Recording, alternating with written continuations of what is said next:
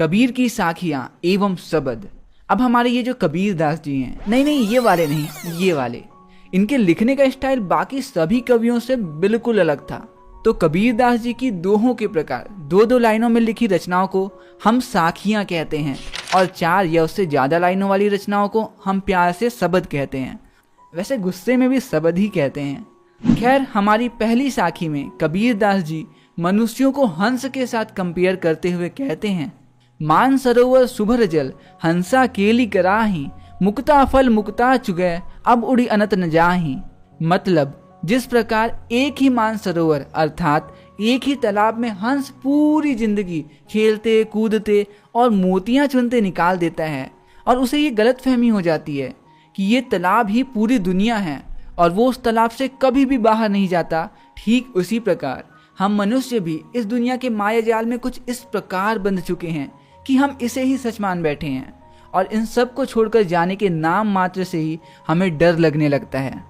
तो हमारी अगली साखी में कबीर दास जी खुद को एक प्रेमी बताते हुए कहते हैं, प्रेमी ढूंढत मैं फिरों प्रेमी मिले न कोई, प्रेमी को प्रेमी मिले सब विष अमृत होए। मतलब मैं अपने प्रेमी, अपने प्यार, अपने भगवान को चारों ओर खोज रहा हूँ, लेकिन वो है कि मुझे मिलते ही नहीं। लेकिन जिस दिन भी मुझे मेरा प्यार, मेरे प्यारे भगवान मिल जाएंगे, उस दिन मेरी सारी तकलीफें, सारी कठिनाइयाँ, सारी तपस्या सब अमृत बन जाएगा। तो हमारी अगली साखी में कबीर दास जी हमें ज्ञान प्राप्त करने का सही तरीका बताते हुए कहते हैं, हस्ती चढ़िए ज्ञान को सहज दुलीचा डारी, स्वान रूप संसार है भूकन दे झकमारी। मतलब अगर आपको हाथी रूपी इतना सारा ज्ञान प्राप्त करना है तो जिस प्रकार हाथी की सवारी करने से पहले उस पर दुलीचा बिछाया जाता है जो आपको हाथी से सेपरेट करता है, वैसे ही आपको भी दुनिया के मोह माया और अपने बीच साधना रूपी दुलीचा डालना होगा।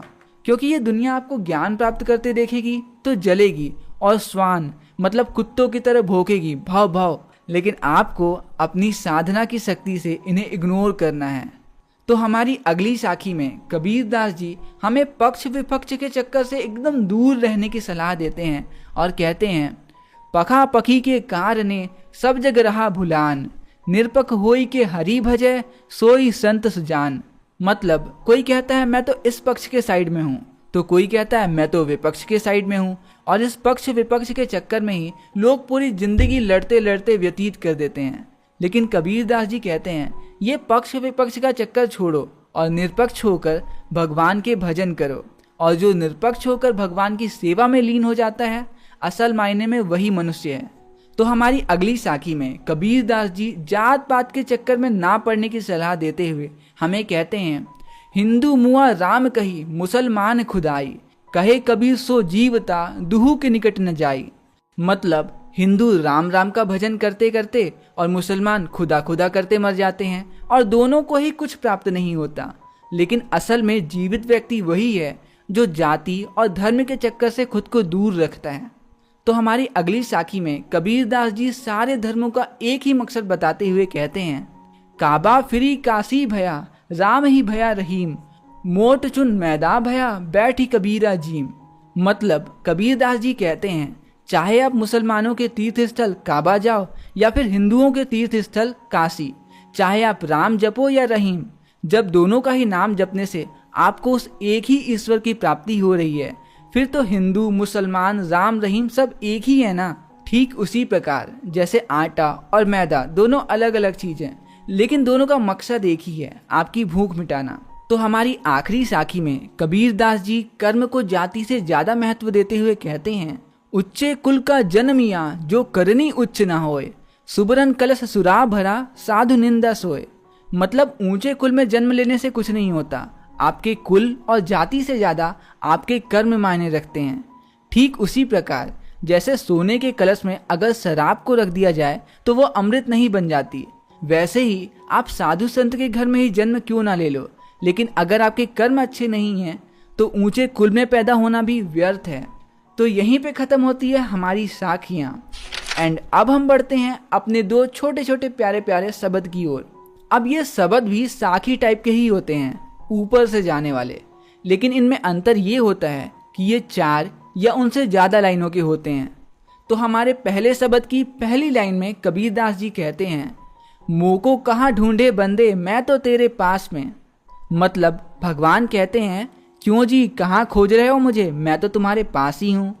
ना मैं देवल ना मैं मस्जिद ना काबे कैलाश में। मतलब ना ही तो मैं मंदिर में हूँ, ना ही मैं मस्जिद में, ना ही काबे में और ना ही कैलाश पर्वत में। ना तो कौनो क्रियाकर्म में, ना योग वैराग में।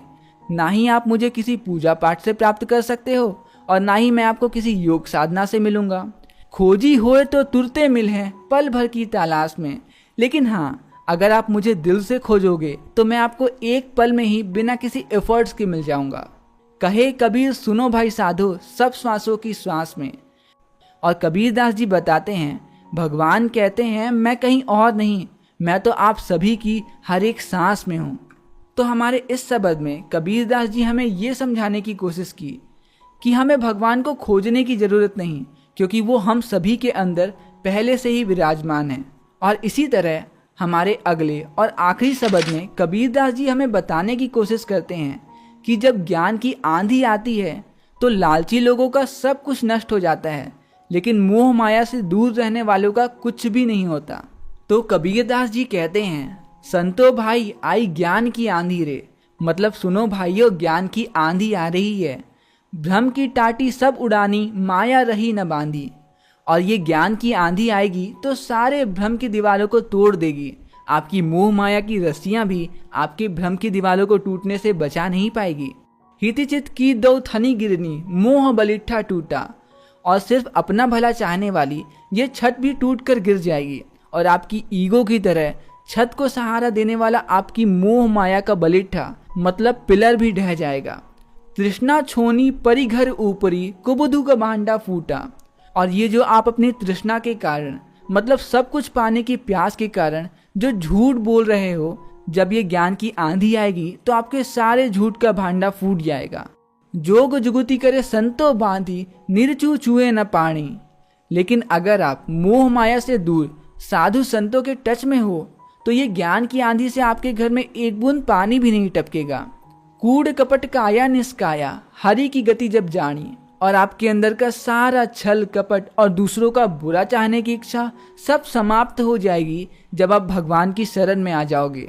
तो हमारी अगली लाइन में कबीरदास जी कहते हैं, आंधी पीछे जो जल बूट प्रेम हरिजन भाना। मतलब जिस प्रकार आंधी के जाने के बाद पानी से सब कुछ धुलकर एकदम साफ हो जाता है, ठीक उसी प्रकार कहे कबीर भाना के प्रगटे उदित भया तम खाना।